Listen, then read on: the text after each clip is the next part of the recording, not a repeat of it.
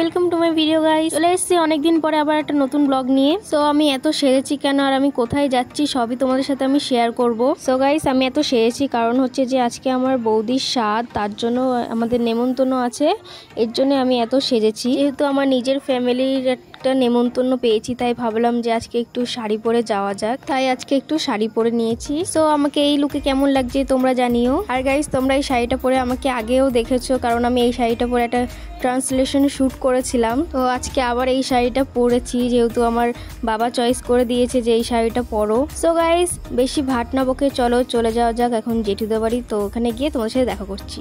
এই যে চলে এসেছি রাস্তার এদিকে, দেখো আমার দিদির ছেলেকে নিয়ে আমি হাঁটছি, আর এদিকে দেখো রোডে চলে এসেছি। এই যে এই মানুষটাকে দেখছো এটা হচ্ছে আমার জেঠু, আর এই যে সামনে থেকে চলে গেল আমার বাবা। আমার বাবা আর আমার জেঠুকে প্রায় একই রকমই লাগে, কেউ অনেকে বুঝতে পারে না। তোমরাই বলো যে এর মধ্যে কোনটা আমার বাবা আর কোনটা আমার জেঠু। আর ওই যে আমার দাদা, যে দাদার বউয়ের আজকে স্বাদ, তো ওদের বিয়েটা তেমন করে হয়নি বলে তার জন্য বিয়ে আর স্বাদের একবারে অনুষ্ঠানটা একবারই কমপ্লিট করে নিচ্ছে তাই।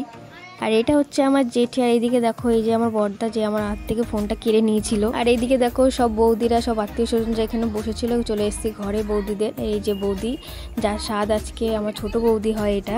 সো গাইস আমার ছোট বৌদি অনেকই মিষ্টি, এসেই বসে পড়েছে এখানে। দেখো সবাই গিফট দেওয়া দেব করছে, আর এদিকে দেখো আমার দিদি গিফট দিচ্ছিল। আর আমার গিফটটা আমি আগেই দিয়ে দিয়েছিলাম ঘরে এসে, তাই তোমাদের দেখাতে পারি না। এদিকে দেখো দাদাও চলে এসছে, আর আমার দিদি এখানে একটা গিফট দিয়েছিল, যেটা বলেছিল যে সবার সামনে খুলতে। তো এইদিকে দেখো আমার দিদি দিয়েছিল একটা হ্যান্ডব্যাগ, যেটা আমার বৌদির খুবই পছন্দ হয়েছিল।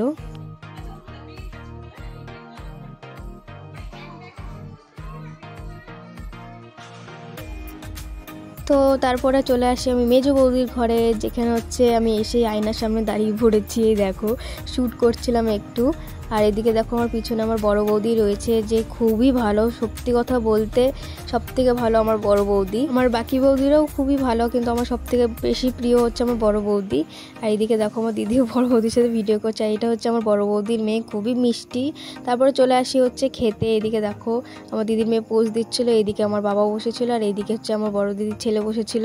আর এখানে দেখো খেতে বসেছি, খেতে বসেও শ্যুট করছিলাম। আর এদিকে আমার বাবা বলছিল যে একটু খেতে বসার সময় অন্তত ফোনটা বন্ধ রাখো।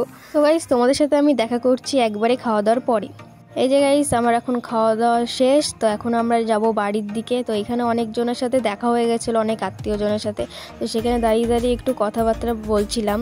তো এইদিকে দেখো সবাই আমাকে বলছিল অনেক বড় হয়ে গেছিস, তোকে অনেক বড় বড় লাগছে। আর এইখানে দেখো আমি বাড়ির দিকে রওনাও দিয়ে দিয়েছিলাম। খুব রোদ ছিল তাই সানগ্লাসটা হাতে করে নিয়ে চলে এসেছিলাম। তারপরে গাইস বাড়ি এসে ঘুমিয়ে পড়েছিলাম, উঠেছিলাম সন্ধ্যার সময় উঠে একটু চা পানি খেয়ে নিয়েছিলাম।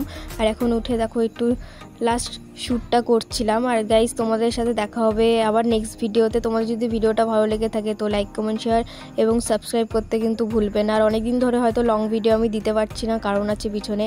এদিকে দেখো চা পানি খাচ্ছে, এদিকে আমার দিদির ছেলেকে বলছিলাম যে আর একটু চা দিবি আমাকে, আর ওইদিকে দেখো অজ্ঞান হয়ে গেছে আমার কথা শুনে। তো গাইস আজকে ভিডিওটা ছিল এই পর্যন্ত, তোমার সাথে দেখা হবে নেক্সট ভিডিওতে। তো আজকের জন্য বাই বাই, টাটা।